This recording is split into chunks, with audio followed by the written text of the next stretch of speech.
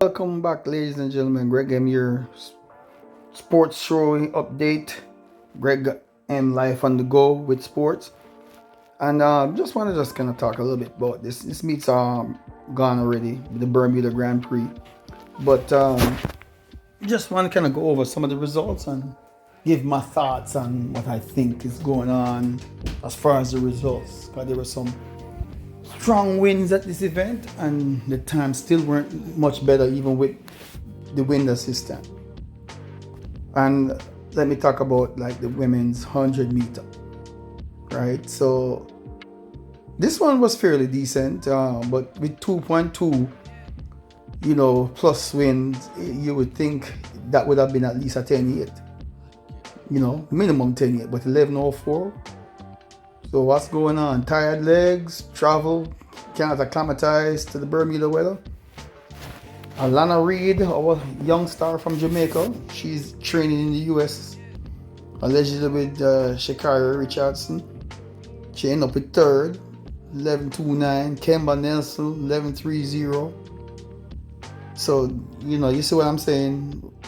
This year seemed to be a slow go year, slow go out the blocks type of year where we might not see top performances until maybe the month before the Olympics, or maybe not until the Olympics when we get to the finals, and maybe you still might be disappointed.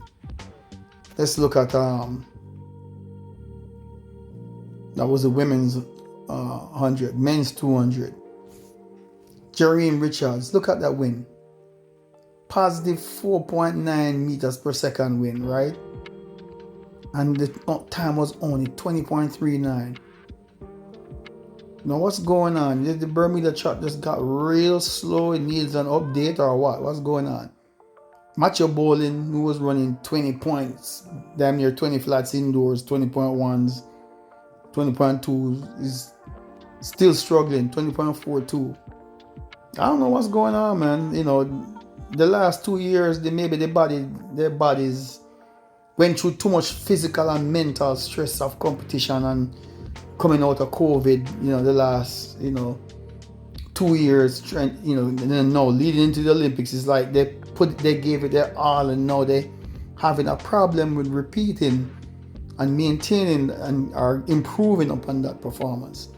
A lot of stress going on with the bodies, it seem like, and maybe them putting too much pressure on themselves to meet the Olympic standards or to be ready for the Olympics to run high level times. Everything else you see, look at the times. 20.6 all the way to 20.93. These are from the pros. Let's look again. 100-meter women's hurdles. Amber Hughes took that. She had a 3.4, right? Positive 3.4 win, 12.57. That looked fairly decent, but look at the win. So you see what I'm saying, right? Ebony Morrison 12.82, Yannick Thompson 12.86. That's what I'm talking about. These times are not that anything to get excited about with that kind of win, and they're only running that. Should be faster. And I think I've seen a lot of YouTube videos where everybody's like wondering what's going on with the performances, All right, the men 110 hurdles. 3.5, positive 3.5 win, 13.38. Not much better there. All right, let me go down. 400-meter women's. Well, that wasn't affected too much by the win. I don't see any win reading. 51.71, Stacey Ann Williams from Jamaica. She needs to be at least 50 points. Now let's see, maybe sometimes they can go from 51 to 50 points to 49. We'll see. The rest of the times are not nothing to really look at. Sorry. Rochelle Clayton, geez, way down in 54. Something's going on with the training program this year. Men's 400, 46. Karani James was only able to pull out a 46. What's going on? The Bermuda track. Something wasn't right, man. Maybe the swirling winds. Maybe the wind going in every which way direction mess up the time. Too much friction and resistance. MHK 4715. I mean, just not impressive, for especially coming from our guys that we know run, sub 45s. Then the women 200, right? Marquee race, Abby Steiner, up and coming runner. Positive 3-point win, 22-7-1. Ashanti Moore from Jamaica, my homegirl, 23-1-2.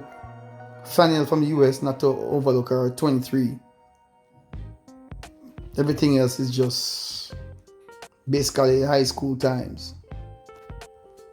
Then we get to the men's 100. Noah Lyles pulls off a 9.96, but with a positive 3.0 win. You would think, compared to how he ran last year. This is a man that ran 19.30, 9.8s, and only started out with a 9.9. With a positive win, that's probably going to mess with their psyche. Now, my thing on this is the body is just not transitioning properly from heavy competition all the way down through the major championships, the last Olympics, World Championships. Those are basically back-to-back. You know what I'm saying? Before that, they had the World Championships, then the Olympics, World Championships again. Then we'll have the Olympics, if my order is correct. But that kind of back-to-back for those high-level performances take a lot of wear and tear. And sometimes it's hard to make the adjustment to bring your body back down to a level to kind of break it back down, to rebuild it back up. And sometimes coming off of a very high intensity season of hardcore running and speed, it's hard to come back and repeat again. Sometimes you're training just one little thing change in your training. Sometimes your body just taking a longer time to respond. Sometimes you wonder if these guys should have maybe take a little bit longer rest after the season.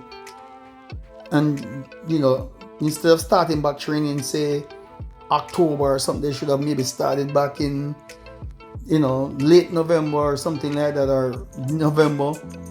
And skip the indoor season. Don't worry about pushing for the indoor season. Use the indoor season. Stay away from it basically. Work on your technique, work on your strength, work on technique training, phases in your workout, stuff like that, gradually building up.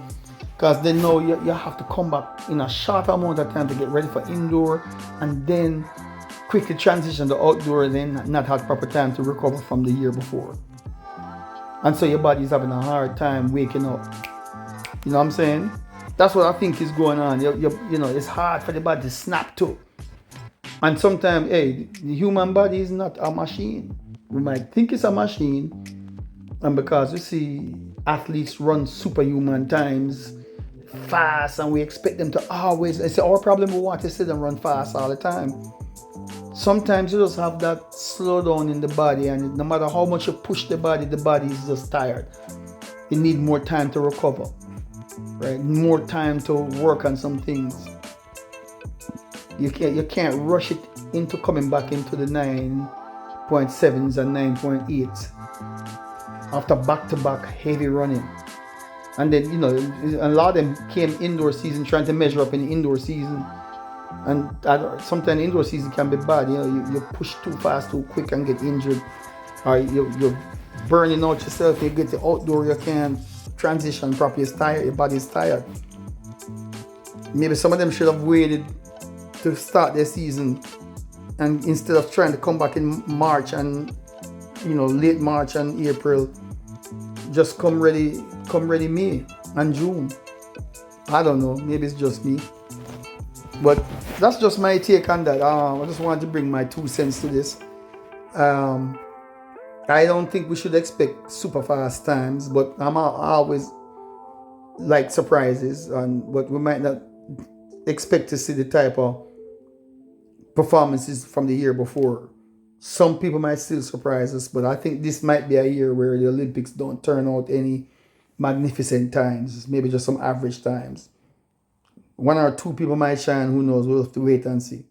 But anyway, that's it for now. Just my take on that. All right. Greg M, Life on the Go with sports, track and field. I'm out.